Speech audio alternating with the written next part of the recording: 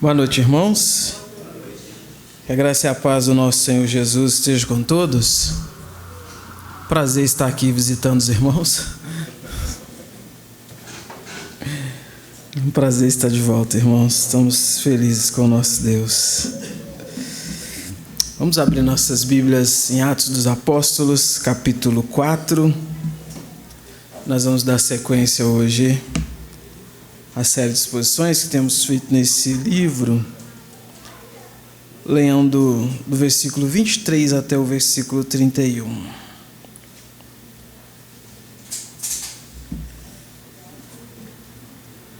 Nós estamos muito alegres com Deus, satisfeitos com o Senhor, felizes por estarmos servindo a esse Deus maravilhoso no dia do Senhor, dia separado pelo nosso Deus para isso, e nós muito nos alegramos em Deus.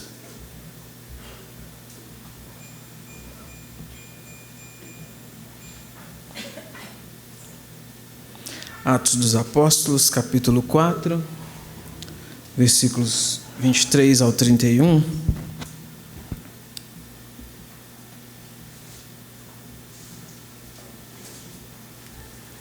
Diz assim o texto da palavra de Deus. Obrigado. Uma vez soltos, Pedro e João procuraram os irmãos e lhes contaram tudo o que os principais sacerdotes e os anciãos lhes tinham falado. Ouvindo isto, unânimes levantaram a voz a Deus e disseram: Tu, soberano Senhor, fizeste o céu, a terra, o mar e tudo que neles há. Disseste por meio do Espírito Santo, por boca de Davi, nosso pai, teu servo: por que se enfurecem os gentios e os povos imaginam coisas vãs? Os reis da terra se levantaram e as autoridades se juntaram contra o Senhor e contra o seu ungido. Porque de fato nesta cidade Herodes e Pôncio Pilatos, com gentios e gente de Israel, se juntaram contra o teu santo servo Jesus, a quem ungiste, para fazerem tudo o que a tua mão e o teu propósito predeterminaram. Agora, Senhor, olha para as ameaças deles e concede aos teus servos que anunciem a tua palavra com toda a ousadia, enquanto estendes a tua mão para fazer curas, sinais e prodígios por meio do nome do teu santo servo Jesus. Tendo eles orado, tremeu o lugar onde estavam reunidos. Todos ficaram cheios do Espírito Santo e, com ousadia, anunciavam a palavra de Deus. Senhor Deus, nós te louvamos, Senhor. Bendizemos e exaltamos o teu santo e glorioso nome, Senhor. Obrigado, Deus, por estarmos aqui. Obrigado por mais um culto, mais uma oportunidade, Senhor, de adorarmos o Senhor. Que o Senhor continue conosco, como tem estado até esse momento. Que o teu Santo Espírito fale conosco, Deus, por meio da tua santa e gloriosa palavra. Que o Senhor trabalhe, Deus, nossa mente, os nossos corações, para recebermos do Senhor tua palavra.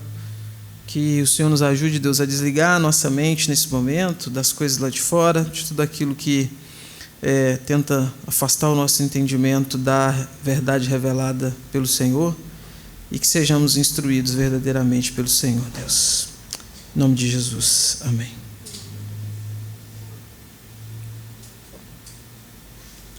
Irmãos, eu creio que todos os crentes, pelo menos uma vez na vida, já se perguntaram se a oração de fato tem algum valor.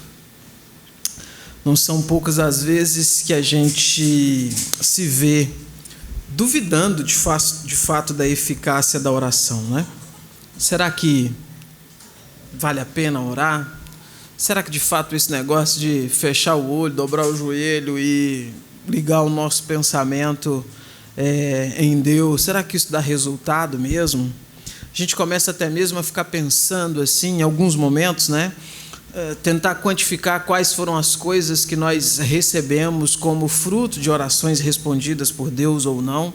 E o nosso coração medroso, ansioso e às vezes até mesmo confrontado pelo diabo, ele faz com que a gente se esqueça que de fato muito do que nós temos, ou por que não dizer quase tudo que nós temos, é fruto da oração.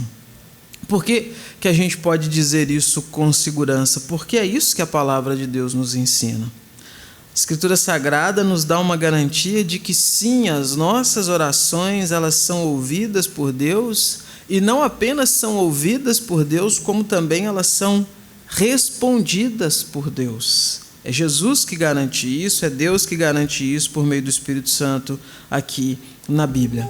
Agora, também é fato que nem sempre a resposta de Deus às nossas orações, ela vem da forma como a gente imagina, vem da forma como a gente espera.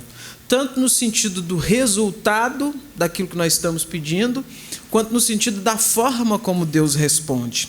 Num Brasil de maioria pentecostal, neopentecostal e todas as maluquices que isso traz, ficou impresso na mente de muitos crentes aquela ideia de que você vai ter a sua oração respondida por meio de algum fenômeno sobrenatural, né? Você tem que sentir alguma coisa, tem que te dar um arrepio ali, você tem que, soprar um vento, alguma voz, alguma coisa assim. Mas a gente sabe que, enfim, não é isso que a Bíblia diz. E é isso que eu quero meditar com vocês aqui nessa noite, sobre a oração linkada com a ideia da soberania divina, e vendo 3 pontos aqui que o texto que a gente leu, ele se desenvolve. O primeiro deles é a ideia de que a oração nasce da convicção da soberania absoluta de Deus, ou seja, Deus é soberano, e pelo fato de Deus ser soberano, nós temos garantia de que Ele atende às nossas orações, Ele ouve as nossas orações. O segundo ponto é a ideia de que a oração se molda pela soberania de Deus, ou seja, nós não oramos simplesmente descarregando em Deus as nossas ansiedades, as nossas expectativas. Nós oramos de acordo com a vontade de Deus revelada na sua palavra. E terceiro, a ideia de que a resposta de Deus confirma essa soberania e nos capacita para cumprir exatamente aquilo que Deus já determinou desde antes da fundação do mundo. É isso que nós vamos ver. Vamos ao primeiro ponto aqui, voltando então lá no versículo 23. Vamos ver a ideia aqui de que a oração nasce da convicção da soberania absoluta de Deus. O versículo diz assim: uma vez soltos, Pedro e João procuraram os irmãos e lhes contaram tudo que os principais sacerdotes e os anciãos lhes tinham falado. Nos versículos anteriores, nós fomos informados de que, por causa da pregação do Evangelho, após a cura de um paralítico, Pedro e João foram presos pelas autoridades judaicas, especificamente aqui pela classe sacerdotal e pelas pessoas ligadas aos sacerdotes, né? Eles estavam entrando no templo, né? Aquele aleijado pediu uma esmola, eles não tinham esmola, mas o que eles tinham? A cura. E aquele homem foi curado pelo poder glorioso do nosso Senhor Jesus. As pessoas se ajuntaram com isso, aqueles irmãos aproveitaram a oportunidade para pregar o Evangelho, para anunciar Jesus. Isso chamou a atenção das autoridades, e essas autoridades então prenderam Pedro e João, por causa que estavam falando em nome de Jesus. Apesar dessa prisão, a Bíblia disse para a gente que milhares de pessoas creram na mensagem que aqueles irmãos estavam pregando, e teve como resultado um acréscimo de quase 5.000, ou, na verdade, um total de quase 5.000 pessoas convertidas. Ou seja, nós temos aqui o relato de como que essa igreja crescente, nascente ali no livro de Atos, ela está crescendo, fruto da pregação do Evangelho. Não é isso que a Bíblia diz? A fé vem pelo ouvir a palavra de Deus. Então, a cura, ela atraiu a atenção das pessoas para que ficassem receptivas à pregação que viria depois. E como resultado, então, da pregação, milhares de pessoas se converteram. É por isso que eles foram presos. Não foram presos porque roubaram, porque assaltaram, porque desviaram dinheiro, nada disso. Foram presos porque estavam pregando o Evangelho. Assim que foram soltos, então, o que o texto diz para a gente que eles fazem? Eles vão direto aos irmãos para relatar aquilo que havia acontecido com eles, o fato de terem sido presos por estarem pregando em nome de Jesus. Os irmãos aqui provavelmente não são todos os 5.000 convertidos, né? Provavelmente se refere àquele círculo mais íntimo de pelo menos aquelas 120 pessoas que estavam no dia de Pentecostes e tudo mais. Eles vão relatar, vão contar para eles o que aconteceu. E assim que eles relatam a forma como foram ameaçados, né? Ameaçados a não pregar mais em nome de Jesus. Provavelmente a ameaça consistia, porque já estavam presos, né? Para ser mais ameaçado ainda, né?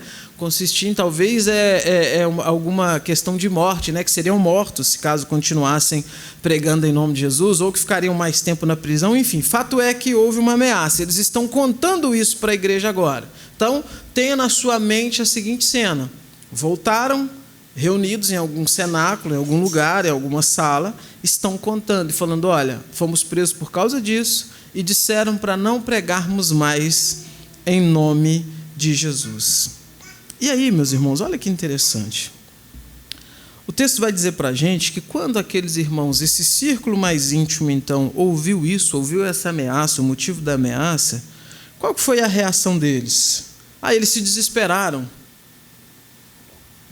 Eles se vitimizaram, né? Puxa, coisa boa que a gente fez, tendo lá orado para que o aleijado fosse curado, e olha o resultado, olha como que Deus nos pagou, né? Não, irmãos, de maneira nenhuma. O texto diz que diante da ameaça, eles oraram. Eles se dirigiram a Deus em oração. E a gente já começa a aprender algumas coisas aqui, e a principal delas, irmãos, a primeira opção que a gente tem para lidar com qualquer problema que a gente enfrenta, sempre deve ser nos voltarmos a Deus em oração, assim como esses irmãos fizeram aqui. Vocês já me ouviram falar aqui algumas vezes e cabe repetir. Crente tem uma característica muito doida. Crente é doido, né? De forma geral, a gente é meio doido. Mas a gente tem uma característica que endoidece ainda mais. Que é o quê? Pega aí na sua mente, às vezes que você já se viu fazendo o seguinte: está enfrentando uma luta, está enfrentando um problema, está enfrentando um dilema, aí você faz o quê? Você tenta tentativa A, tentativa B, tentativa C, tentativa D, e às vezes esgota o alfabeto inteiro, para no final dizer assim: eu já tentei de tudo, agora só me resta fazer o quê? Orar. Percebe onde está o problema? A gente enfrenta um problema, a gente lida com um dilema e a gente pensa assim: não, isso aqui eu dou conta, isso aqui eu vou resolver. Aí você faz uma tentativa, não dá certo. Você faz uma segunda tentativa, não dá certo. Uma terceira tentativa. E depois que você já esgotou todas as possibilidades, todas as suas tentativas, você vai fazer o quê? Agora eu vou orar. Porque agora nada me resta mais a fazer a não ser orar, a não ser clamar a Deus e tudo mais. Sendo que na Bíblia Sagrada, o padrão que nós encontramos na Escritura Sagrada é o contrário. Quando o povo de Deus está enfrentando um dilema, a primeira coisa que eles fazem é o quê? Orar.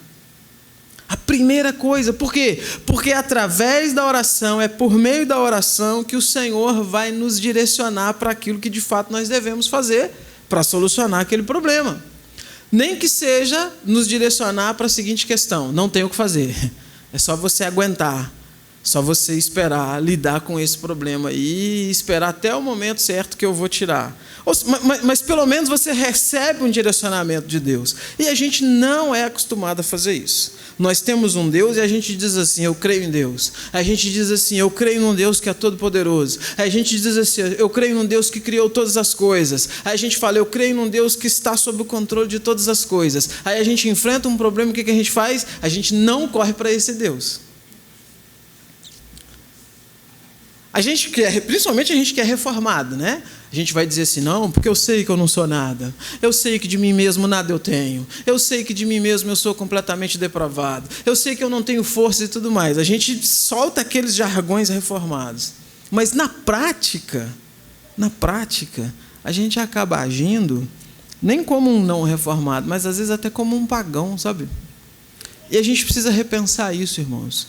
Precisamos fazer da oração a prioridade nas nossas vidas para resolver tudo.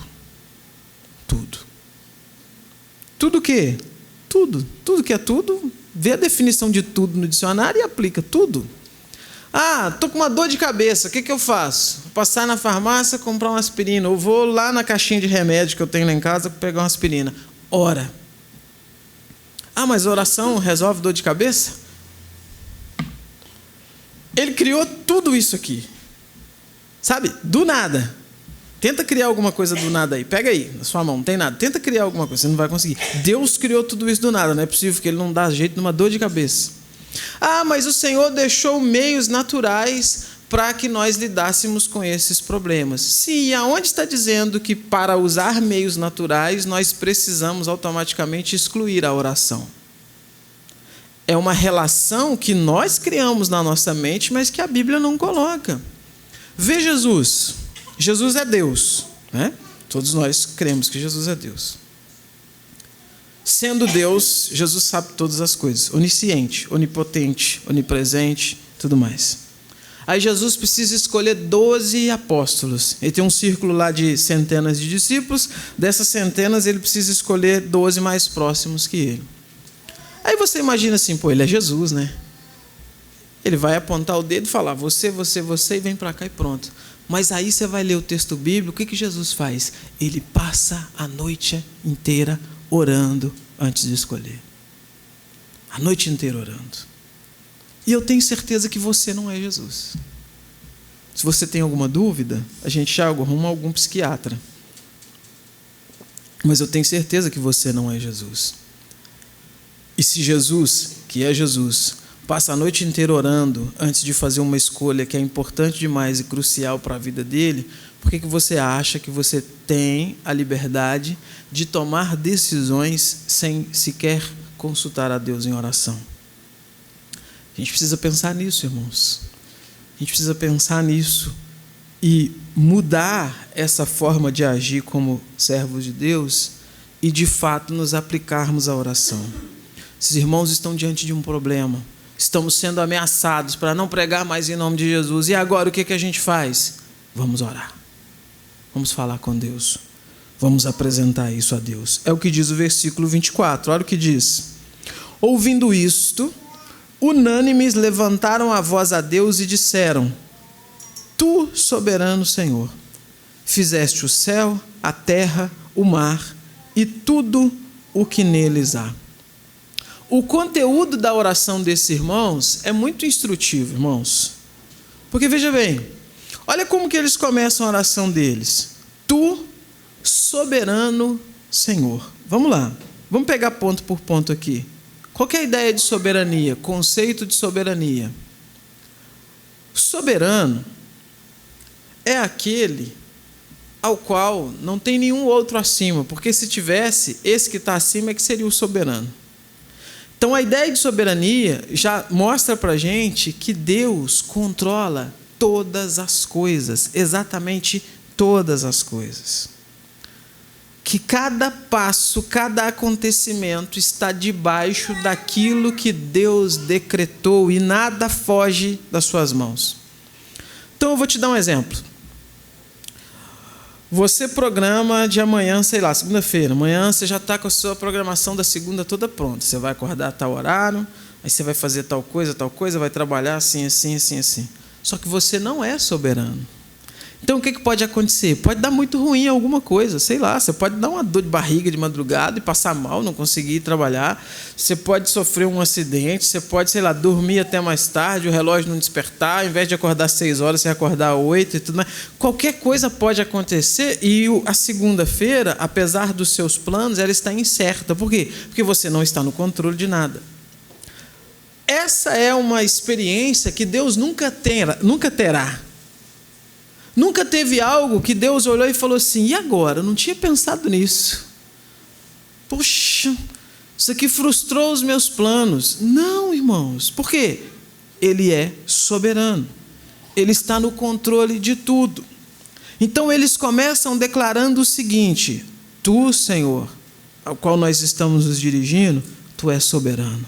Todas as coisas estão no seu controle. E eles ancoram a ideia de soberania divina na criação, porque é a sequência do versículo. Fizeste o céu, a terra, o mar e tudo o que neles há. Qual que é a ideia aqui? A ideia da plenitude da soberania de Deus. Porque, veja, céu, terra, mar e tudo o que neles há. Sobrou o quê? É uma expressão que abarca a completude de todas as coisas. Dos céus, está incluído aqui o espaço e tudo mais, da terra e do mar. Ou seja, Todas as coisas, então, foram feitas por Deus. Aí, olha o versículo seguinte, versículo 25. Disseste por meio do Espírito Santo, por boca de Davi, nosso pai, teu servo, por que se enfurecem os gentios e os povos imaginam coisas vãs? Os reis da terra se levantaram e as autoridades se juntaram contra o Senhor e contra o seu ungido. O que eles estão fazendo aqui? Já declararam a soberania divina, já ancoraram a ideia de soberania divina na plenitude de todas as coisas. Aí agora eles estão evocando aqui o Salmo de número 2, que é um salmo em que Davi, um salmo messiânico, em que Davi ele é usado para falar sobre como que os povos se levantariam contra o Messias, como as pessoas se levantariam contra o Cristo. Eu quero ler todo esse salmo aqui para a gente ver como que isso está muito bem citado aqui, salmo de número 2. Olha o que Davi escreveu. Por que se enfurecem as nações, os povos imaginam coisas vãs? Os reis da terra se levantam, as autoridades conspiram contra o Senhor e contra o seu ungido, dizendo: vamos romper os seus laços e sacudir de nós as suas algemas. Aí olha o versículo 4. Esse versículo aqui é um dos mais maravilhosos da Bíblia. Aquele que habita nos céus dá risada. O Senhor zomba deles. Qual que é a ideia aqui? Os povos estão se unindo contra o Messias. Estão se levantando contra o Messias. Estão conspirando contra o Messias. Estão dizendo assim: nós vamos romper os seus laços, nós vamos sacudir as suas algemas, ou seja, nós vamos nos libertar, nós vamos sair de debaixo desse domínio, desse Messias. Nós não estamos sujeitos a esse Messias. E como que Deus reage a isso? Deus dá risada da tolice dos homens. O Senhor zomba da tolice dos homens. Aí o versículo 5: na sua ira a seu tempo lhes falará, e no seu furor os deixará apavorados, dizendo: eu constituí o meu rei sobre o meu santo monte Sião. O rei diz: proclamarei o decreto do Senhor. Ele me disse: você é meu filho, hoje eu gerei você. Peça, e eu lhe darei as nações por herança, e as extremidades da terra por sua possessão. Qual que é a ideia? Povos da terra se levantando contra o Messias, contra o ungido. O Senhor, soberano, criador de todas as coisas, ri, zomba deles.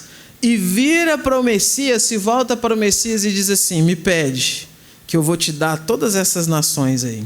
Aí olha o versículo 9: com uma vara de ferro você as quebrará e as despedaçará como um vaso de oleiro. Isso daqui é interessante, né? Vaso de oleiro que se quebra facilmente, né? Que é tão frágil. Qual que é a ideia aqui? Esse Messias que está sendo rejeitado, o Senhor está dando a ele o poder para despedaçar essas nações que o rejeitam. Por isso que o Senhor ri e zomba dele. Versículo 10: agora, pois, ó reis, sejam prudentes, deixem-se advertir, juízes da terra. Sirvam o Senhor com temor e alegrem-se nele com tremor. Beijem o filho para que não se irrite e não pereçam no caminho, porque em breve se acenderá a sua ira. Bem-aventurado todos os que nele se refugiam. Qual que é a ideia aqui então? Esse Messias rejeitado, esse Messias cujos povos se levantam contra eles, é quem governa, reina com um cetro de justiça. É quem tem poder então para despedaçar, para destruir essas nações. E o Salmo então dá um conselho para essas nações, que é o quê? Sirvam o Senhor com alegria, sirvam o Senhor com temor, alegrem-se nele com tremor. Beijem esse Messias para que ele não se irrite e para que vocês não pereçam no caminho. A ideia é mostrar então que esse Deus soberano governa sobre todas as coisas, e a postura do ser humano então diante desse Deus é o quê? Submissão, porque ele é soberano. Não é rebeldia. Por quê? Porque é inútil a rebeldia dos homens contra Deus. Por quê? Porque Deus é soberano. É inútil a tentativa dos homens de se levantar, de se rebelar contra Deus. Por quê? Porque Ele é o Senhor dos senhores, Ele está acima de todos. É inútil a tentativa dos homens de irem contra Deus. Por quê? Porque Ele os criou, criou todas as coisas, conhece, não só conhece, como traçou todos os seus caminhos. Isso daqui, irmãos, só para ancorar a ideia do que na oração? De que Deus é soberano. Isso aqui é só para mostrar, Ele é soberano, não adianta lutar. E o Senhor fala isso, né? Lembra quando, na conversão de Paulo, Atos 9, o Senhor tem uma palavra muito legal para Paulo ali, né? Saulo, Saulo, por que tu me persegues? Aí depois ele diz assim, é duro para você recalcitrar contra os meus aguilhões. Qual que é a imagem aqui? Um boi, um touro, selvagem, bravo, que está sendo conduzido, e aquele que o conduz tem um aguilhão de ferro. E todas as vezes que aquele boi tenta dar amarradas e sair do caminho, aquele que está conduzindo vem com aquele aguilhão e fere para que aquele boi volte para o caminho. Qual que é a imagem que nós temos aqui? Um Deus que é soberano e que não adianta você tentar sair dos planos que Ele traçou, dos caminhos que Ele projetou. Por quê? Porque vai ser uma tentativa que só vai causar dor e sofrimento e, inevitavelmente, você vai retornar aos caminhos que Ele traçou. Por quê? Porque Ele é soberano. Aí ele segue em versículo 27, lá em Atos 4, de novo. Porque, de fato, nesta cidade, Herodes e Pôncio Pilatos, com gentios e gente de Israel, se juntaram contra os teus santos servos Jesus, a quem ungiste. O Salmo fala sobre os reis da terra e as autoridades que se levantaram contra o Messias. Os irmãos estão orando e aplicando isso a quem? A Herodes, a Pilatos e até mesmo gente de Israel que se levantou contra Jesus. Mataram Jesus. As autoridades de Israel são colocadas aqui, então, na perspectiva da oração desses irmãos, como esses poderosos que se levantaram contra o Senhor, que é o quê? Soberano. Agora olha o versículo 28, irmãos. Para fazerem tudo o que a tua mão e o teu propósito predeterminaram. Vou ler de novo, 27 e 28 juntos. Porque, de fato, nesta cidade, Herodes e Pôncio Pilatos, com gente de Israel, se juntaram contra o teu santo servo Jesus, a quem ungiste, para fazerem tudo o que a tua mão e o teu propósito predeterminaram. Quando Pilatos tem aquela tentativa muito frouxa de livrar Jesus, muito frouxa, né? Tentar negociar ali, aquela coisa toda e tal. E parece que no final ele ouviu então a voz da multidão e seguiu a multidão, aquilo que a multidão queria fazer sem que ele o quisesse. Na verdade, o que ele estava fazendo? Cumprindo o propósito predeterminado pelo Deus Trino desde antes da fundação do mundo. Quando a multidão reunida lá embaixo da escadaria ouve Pilatos dizer assim, olha, eu tenho aqui Jesus e tenho aqui Barrabás, quem que vocês querem que eu solte? E eles gritam assim, soltem Barrabás e crucifiquem Jesus. Pela nossa perspectiva humana, o que eles estão fazendo? Estão se levantando em insurreição contra o Messias. Estão indo contra o Messias, negando o Messias. Mas, na verdade, o que eles estão fazendo? Cumprindo o plano pré-determinado por Deus. Porque Deus é o quê? Soberano. Não é que Deus enviou Jesus, e Jesus veio, e Jesus pregou coisas boas, e só fez coisas boas, e curou, e trouxe saúde, e multiplicou pães, e acalmou a tempestade, e tal, e no final deu tudo errado, porque as pessoas se levantaram prendendo ele, coitadinho dele, ele foi preso, e olha que tanto de coisa boa que ele fez, e prenderam ele, e agora, quem poderá nos defender? Não, irmãos, tudo isso está cumprindo um plano pré-determinado por Deus. Não há nenhuma fraqueza no que está acontecendo. Não há a mínima possibilidade de um plano de Deus estar sendo frustrado, de algo que Deus queria que acontecesse, então não está acontecendo. Não, cada passo dado, cada decisão tomada, cada situação ali é porque Deus determinou. E assim é até hoje, irmãos. Cada coisa que acontece nesse mundo, seja boa ou seja ruim, está num decreto eterno de Deus, está no plano eterno do Senhor. Cada decisão que o homem toma, ela está dentro do decreto de Deus. Mas, ao mesmo tempo, a Bíblia diz que o homem é plenamente responsável pelas decisões que toma. De modo que Deus nunca pode ser acusado de maldade ou pecado. Como que a gente resolve isso, né? Essa talvez aí é a grande dúvida que muitos têm, né? Mas deixa eu te ajudar. Uma coisa que me ajudou. A Bíblia nunca disse que você tem que resolver essa aparente tensão entre responsabilidade humana e soberania divina. A Bíblia mostra para a gente que essas coisas caminham lado a lado, sem incoerência. Deus é completamente soberano e o homem é completamente responsável por tudo aquilo que faz. Quando você decide a cor da camisa que você vai vestir para vir para o culto, você decidiu livremente?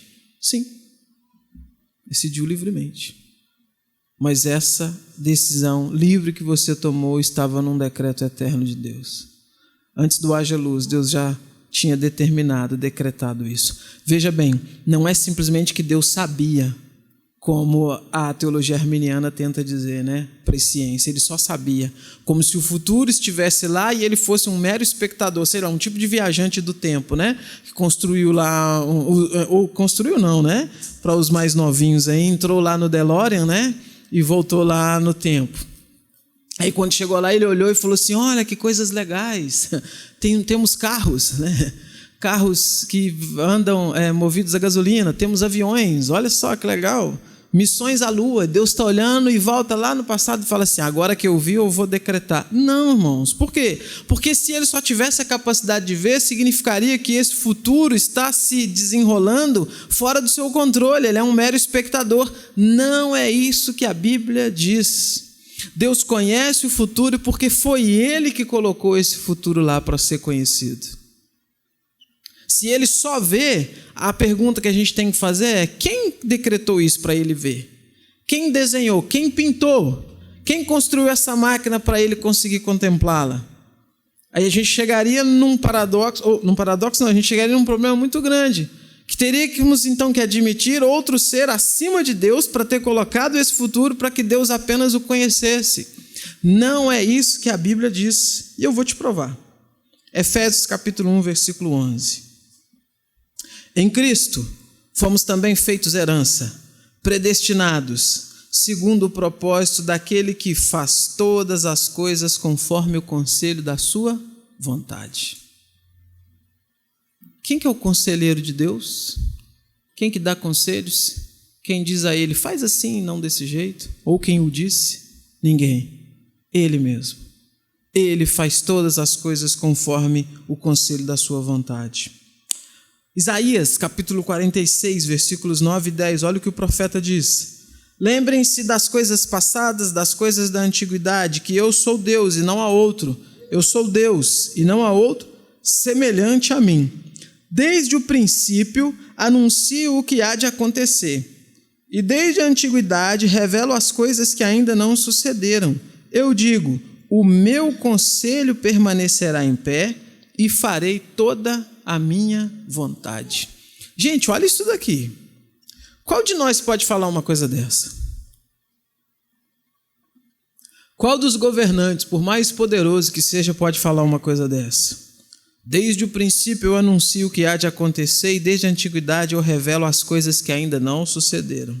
O meu conselho permanecerá em pé e farei toda a minha vontade. Só um ser soberano pode falar isso com propriedade. Agora, olhe mais. Provérbios, capítulo 16, versículo 9. O coração do ser humano traça o seu caminho, mas o Senhor lhe dirige os passos. O ser humano traça o caminho, ele faz os planos, mas quem dirige os passos e os concretiza? Deus. Provérbios, capítulo 21, versículo 1. Como correntes de águas, assim é o coração do rei na mão do Senhor. Este o dirige para onde quiser. Para onde quem quiser, para onde Deus quiser. Provérbios 16, versículo 33. Para fazer um sorteio são lançados os dados, mas toda decisão procede do Senhor. Quem lança os dados? Os homens. Mas quem faz com que os dados caiam lá da forma como eles devem cair? Deus. Lamentações de Jeremias, capítulo 3, versículos 37 e 38. Quem é aquele que diz e assim acontece sem que o Senhor o tenha ordenado? Por acaso não é da boca do Altíssimo que procedem tanto o mal como o bem? Ou seja, irmãos, o que nós temos aqui? Vários textos, eu citei aqui apenas alguns, que trazem para a gente então essa ideia de que Deus ele não reage à história. Ele não está reagindo, a história desenrolando e ele reagindo, e ele tentando apagar incêndio, e ele tentando resolver problema que surge sem ele ter controle, como é o caso da nossa vida. Não, ele está decretando. Nada acontece fora dos conselhos da sua vontade.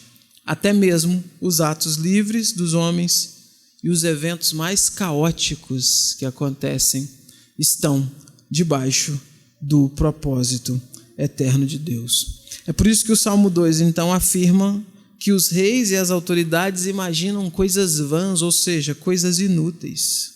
Por quê? Porque aquilo que eles imaginam, se não estiver no decreto de Deus, na vontade de Deus, o que vai acontecer?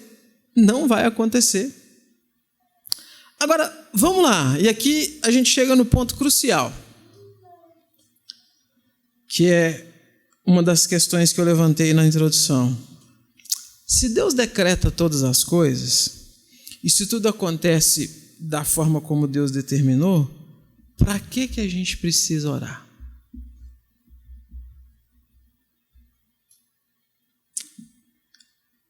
Será que a minha oração ela vai fazer com que Deus mude algo que Ele decretou? E, enfim, eu acho que tudo isso que eu falei até aqui já dá a resposta para essa pergunta, né?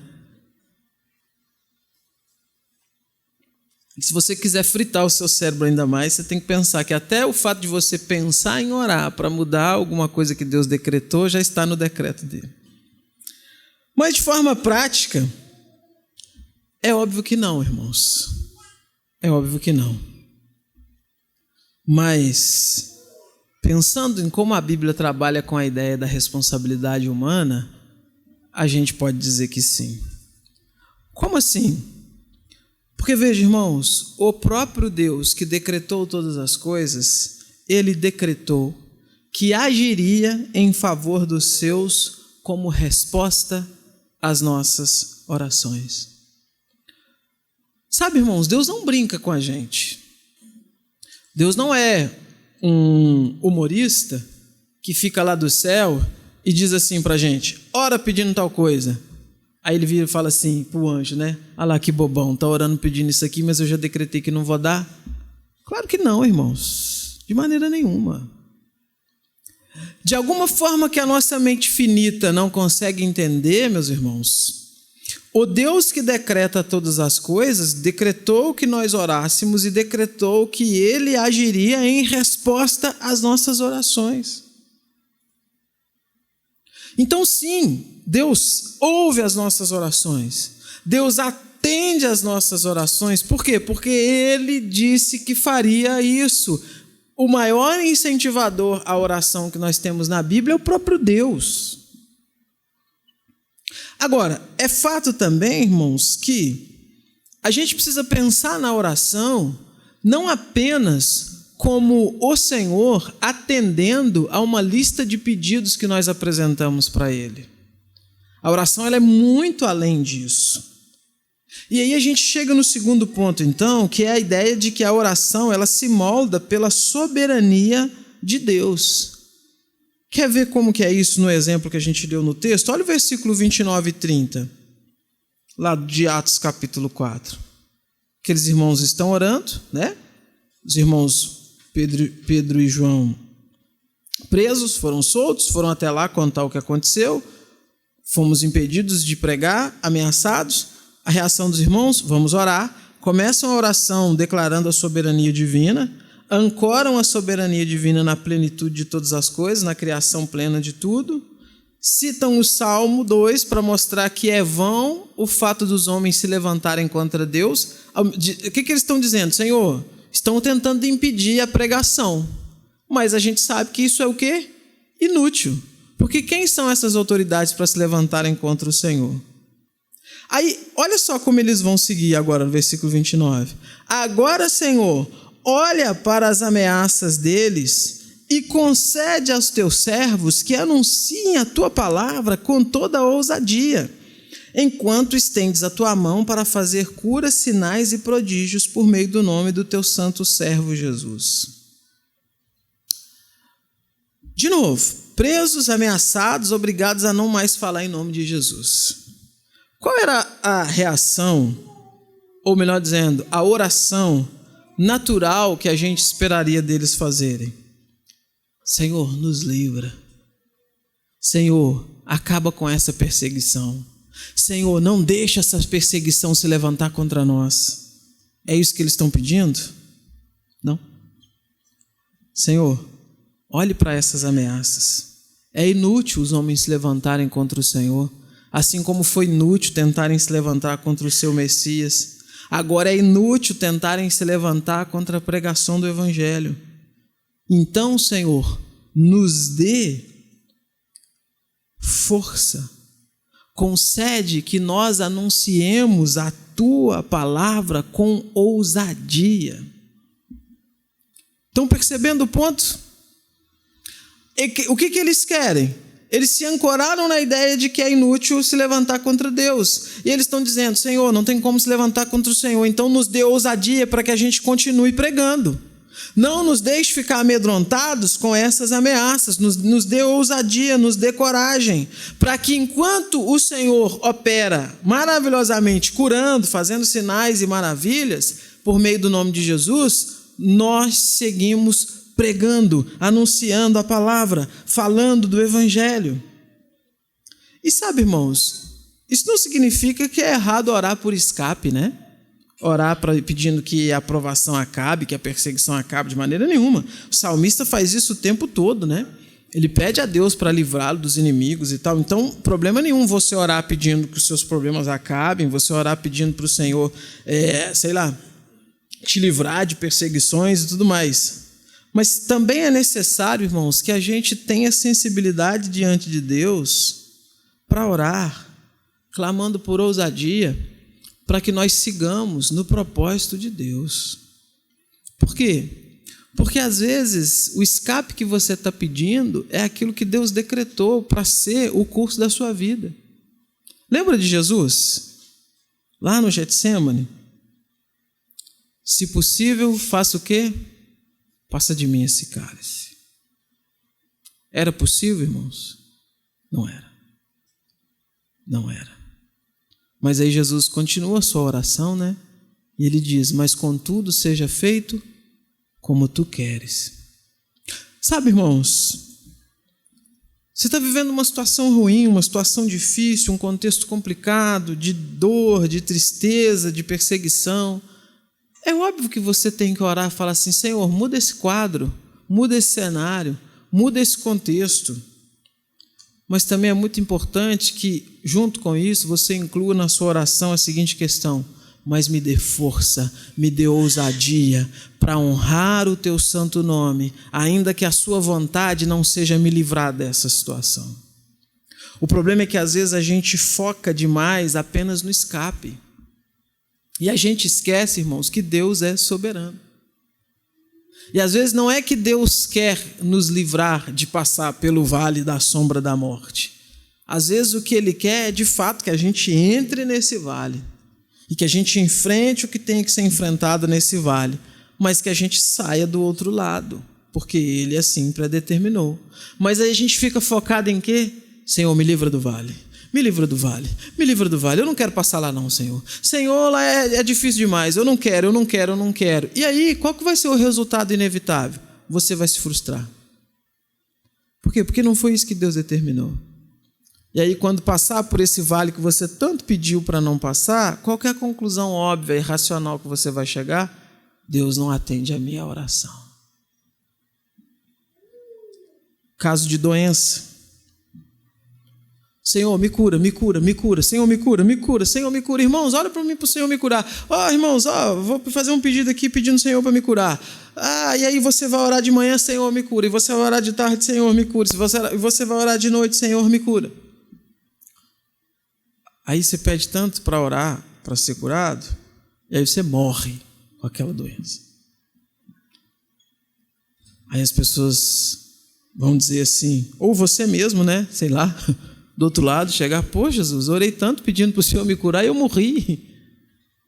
Sendo que, na verdade, não era a cura que o Senhor tinha determinado para a sua vida. E que se você tivesse pensado nisso, ao analisar a completude da palavra de Deus e tudo aquilo que a palavra de Deus determina, você teria orado da seguinte forma: Senhor, me cure. Mas se não estiver nos seus planos me curar, que o Senhor me dê força, me dê coragem, me dê ousadia para enfrentar essa doença de cabeça erguida, crendo que o Senhor é soberano e que o Senhor está no controle de todas as coisas e que eu devo honrar o Senhor, independentemente do Senhor me curar ou não.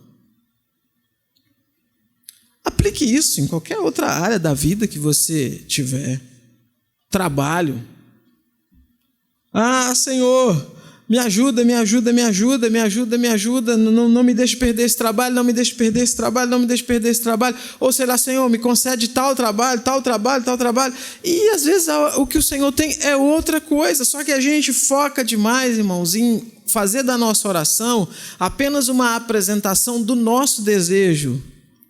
E a gente esquece de nos perguntar qual é o desejo de Deus. Esses irmãos estão nos ensinando isso daqui porque, de novo, o que eles estão pedindo? Nos dê coragem para continuar pregando o evangelho com ousadia, para que enquanto o Senhor cura, faz sinais, milagres e prodígios, a gente faça o que? A gente pregue com ousadia. E você deve conhecer a Escritura e saber que a grande maioria de todos esses homens aqui foram martirizados. Pregaram com ousadia? Pregaram. Mas o que aconteceu com eles? Selaram o seu testemunho com o próprio sangue. Pedro estava no meio desses irmãos que estavam fazendo essa oração. Pregou com ousadia até o momento em que foi decapitado pelo Império Romano. Outros irmãos apedrejados, outros mortos a fio de espada, outros esfolados vivos, outros lançados do alto de grandes edificações, lançados do alto de abismo para morrerem com a queda. Houve alguns que foram apedrejados e não morreram, foram lançados do alto de uma grande construção, também não morreram e no final tiveram que matá-lo a fio de espada. Por quê? Porque estavam pregando com ousadia o evangelho. Por que Deus não os livrou? Por que Deus não os livrou da morte? Por que, sei lá, que na hora que jogaram o apóstolo lá do alto de uma edificação, não passou um anjo voando, né? Deu um rasante lá, pegou ele como um super-herói, né? E o levou a salvo? Porque o Deus que é soberano não decretou que isso acontecesse. E a oração desses irmãos foi para que eles tivessem força, coragem para se encaixarem, se enquadrarem naquilo que Deus decretou com o quê? Com alegria, com ousadia, com força, com coragem. Irmãos, é isso que a gente precisa. Orar ao Senhor, não apenas para que o Senhor conceda aquilo que a gente quer, mas que o Senhor prepare o nosso coração, prepare a nossa mente, prepare a nossa vida para que a gente esteja atuando dentro daquilo que Ele determinou. Tiago, ele nos dá um ensinamento também que vale a pena citar aqui em relação à oração, né? Tiago, capítulo 4, versículo 2 e 3, diz assim: vocês cobiçam e nada têm, matam e sentem inveja, mas nada podem obter. Vivem a lutar e a fazer guerras. Nada têm porque não pedem. Pedem e não recebem porque pedem mal, para esbanjarem em seus prazeres. Que coisa, né? Pedem e não recebem, por quê? Porque pedem mal. E o que significa pedir mal? É pedir algo para apenas esbanjar em seus prazeres. Ou seja, pedir algo fora dos desígnios de Deus. pedir algo que não está em consonância com a vontade divina. Por isso que a resposta não vem. Percebam, irmãos, não é que a oração então não tem valor. Não é que não devemos orar porque já está tudo predestinado, porque Deus já decretou todas as coisas. Na verdade, irmãos, nós devemos orar pedindo ao Senhor para moldar o nosso coração à vontade dEle, para que se cumpra em nós tudo aquilo que Ele já determinou. Mas como que eu faço para saber aquilo que Deus já determinou? Bem, primeiro ponto, conhecendo as Escrituras. Quanto mais você conhecer a Bíblia, mais as suas orações estarão de acordo com os desígnios de Deus e com os princípios que nós encontramos na palavra de Deus. Mais então você vai orar correto e mais você vai ver as suas orações sendo respondidas. Existe na Bíblia orientação para tudo que a gente precisa pontualmente? Sabe, irmãos, essa pergunta, se existe uma orientação para pontualmente tudo aquilo que a gente precisa, ela muitas vezes, não posso dizer todas as vezes, mas muitas vezes ela é a manifestação de um coração que está preocupado apenas consigo mesmo. Porque não é que eu tenho que ir para a Bíblia para ver se a Bíblia tem uma resposta pontual para tudo aquilo que eu preciso. Eu tenho que ir para a Bíblia com o desejo de ser orientado para que se cumpra a vontade de Deus. Não é sobre mim, não é sobre você, é sobre Deus. Fazer a vontade de Deus, cumprir os desígnios de Deus, porque é nele que vivemos, nos movemos e existimos.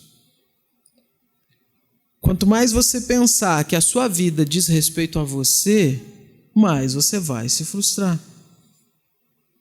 Quanto mais você pensar que o mundo, nessa sua rotação aí ininterrupta, que essa rotação é feita ao redor de você, mais você vai se frustrar. Nossa preocupação sempre tem que ser, irmãos, aonde eu me encaixo nos desígnios de Deus. Aonde a minha vida, ela é vivida para que o nome do Senhor seja glorificado, para que o nome do Senhor seja exaltado. Enfim, além disso, irmãos, a Bíblia tem sim princípios que norteiam a nossa vida. E veja, nós somos seres dotados de inteligência. Pelo menos deveriam ser, né? Mas, no geral, nós somos, sim, seres dotados de inteligência. E a gente precisa fazer o quê? Colocar essa nossa capacidade de raciocínio em ação para a gente conseguir tomar decisões, então, que nós precisamos tomar, pautadas nos princípios que nós encontramos nas Escrituras. Então, sei lá, pensando do ponto de vista prático, onde eu devo trabalhar, com quem eu devo me casar, onde eu devo estudar, que curso eu devo fazer, se eu devo me mudar de casa ou não. Tudo isso, irmãos, deve ser decidido focado naquilo que nós temos diante dos nossos sentidos, pautados pelos princípios da palavra de Deus. Já dei esse exemplo aqui. Você pensar assim, eu tenho que comprar um carro. Poxa, será que eu compro uma BMW ou será que eu compro um Fusca? Pô, depende do dinheiro que você tem. Dependendo do dinheiro que você tem, você não vai comprar nada, vai comprar uma bicicleta. E tá bom, pedala, irmão, saúde, né? Geração saúde. O pessoal vem a pé de Benfica aqui para a igreja, você vai vir de bicicleta, olha só, que coisa. Sabe, irmãos, inteligência, racionalidade. Dentro das opções que se descortinam na sua mente, você não precisa que um anjo do céu desça e fale assim, eis que te digo, faça tal coisa. Coloca o seu cérebro para funcionar. O Senhor lavou os seus pecados, não a sua inteligência, como diz o Nicodemos, né? E aí, tome as suas decisões. Mas vai estar pautado ou não no decreto de Deus, na vontade de Deus? Se você orou, se você analisou as opções que você tinha e escolheu de acordo com o princípio da Escritura Sagrada, é isso que você tem diante de você para decidir. Mas eu fiz tudo isso, eu orei. Eu fui na Escritura Sagrada. e eu tomei uma decisão baseada nos princípios da Escritura Sagrada e deu errado. Essa ideia de dar errado, irmãos, é uma ideia que depende muito, tá? Para alguns, o ministério de Jesus deu errado. Para alguns, os apóstolos que morreram martirizados, foi uma vida que deu errado.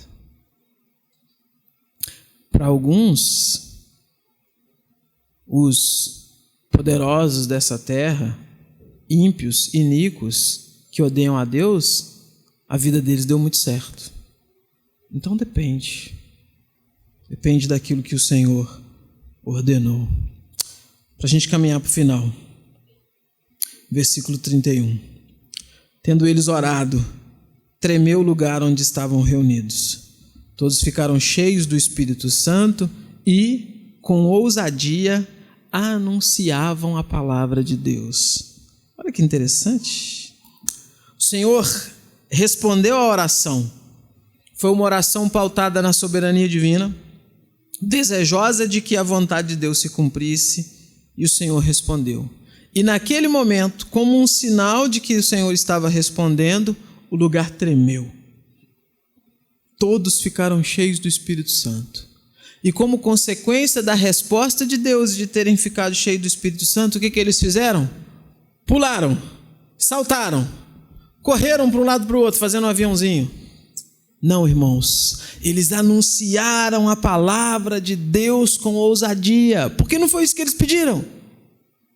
Eles oraram para isso, para que apesar da perseguição, o Senhor lhes desse coragem para anunciar a palavra de Deus com ousadia.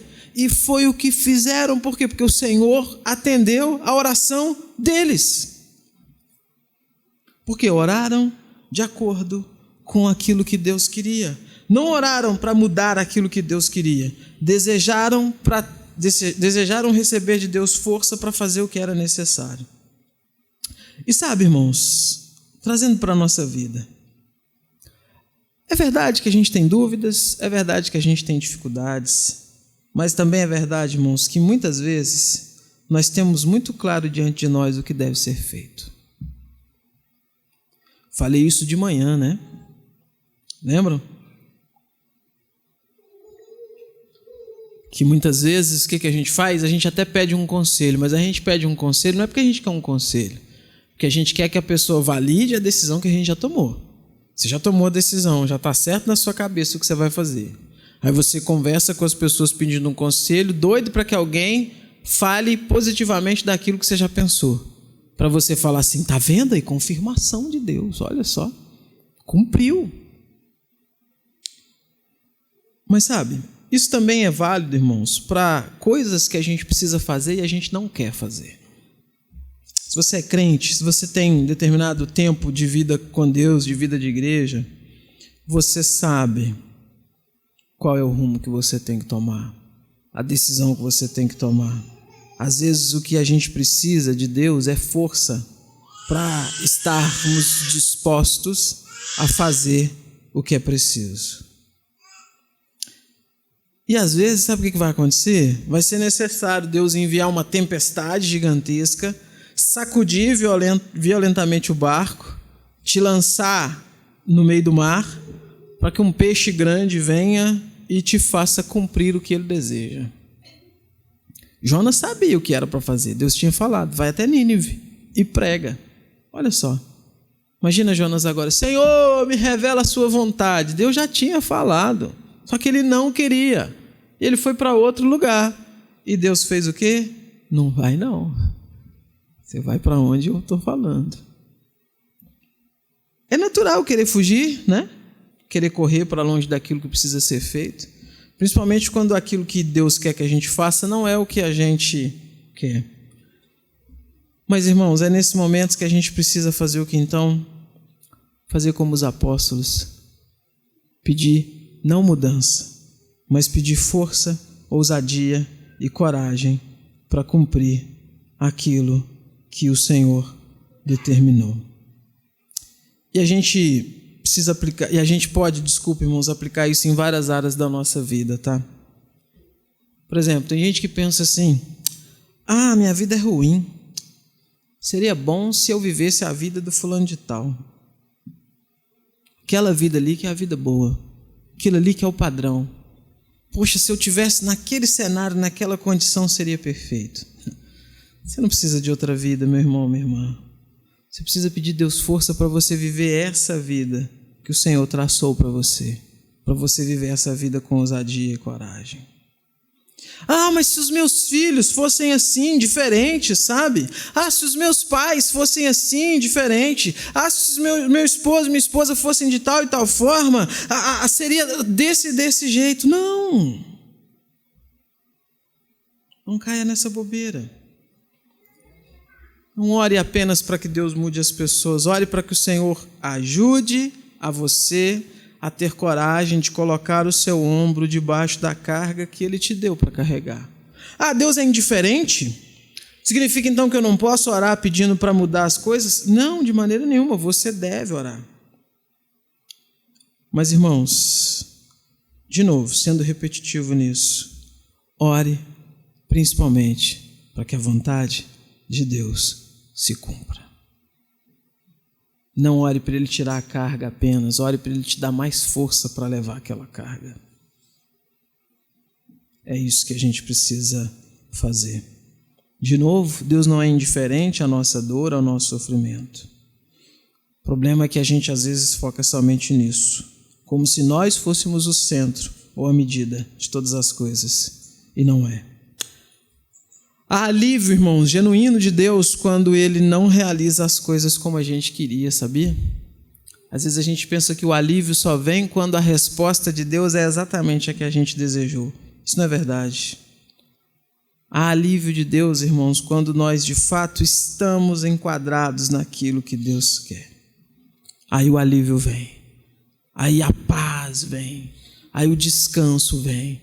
Ah, mas o Senhor me colocou no meio de um furacão. Que paz que vai vir no meio desse furacão? Vai vir. Vai vir. Porque Deus, Ele não precisa acalmar a tempestade ou o furacão para te dar paz. Ele é o príncipe da paz. Ele é especialista nisso. Então, se você orar, pensando menos em você e mais em que Deus cumpra o que Ele determinou, pode ser que talvez o lugar não trema literalmente, né, como aconteceu ali, mas com toda certeza, irmãos, a conclusão do que aconteceu ali vai ser a conclusão da sua vida. Ou seja, você será de fato capacitado e fortalecido para cumprir os desígnios de Deus. Para a gente finalizar então, recapitulando aqui alguns pontos, o que esse texto está nos ensinando é simples e confrontador.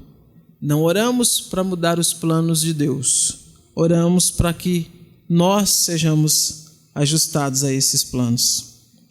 A igreja primitiva entendeu e nós às vezes temos dificuldade de aceitar.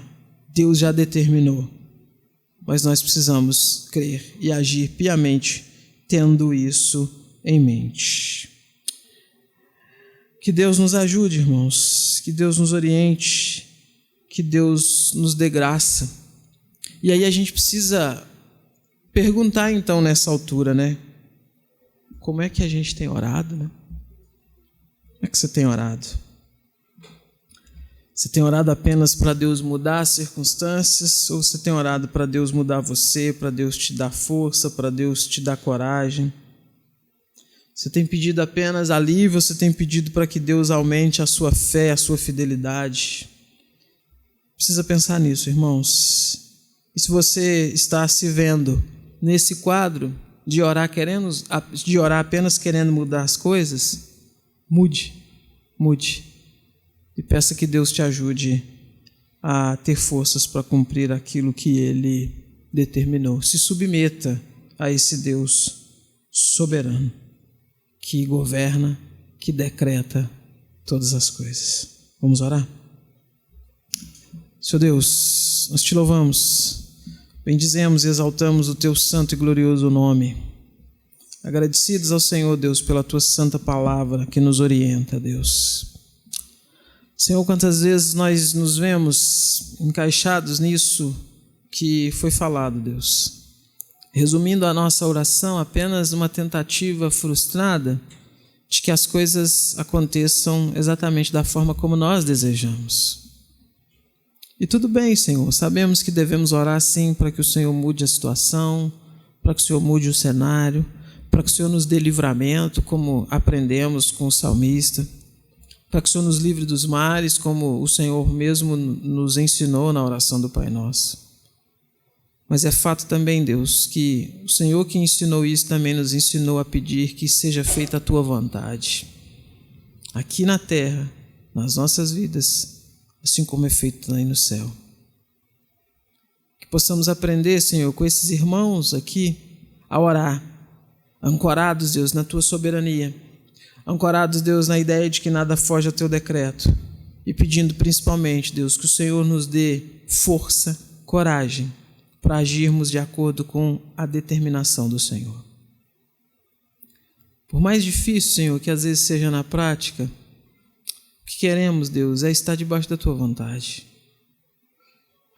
Por mais doloroso, às vezes, que isso se apresente, Deus, o que queremos é cumprir a Tua vontade, os Teus desígnios, Senhor.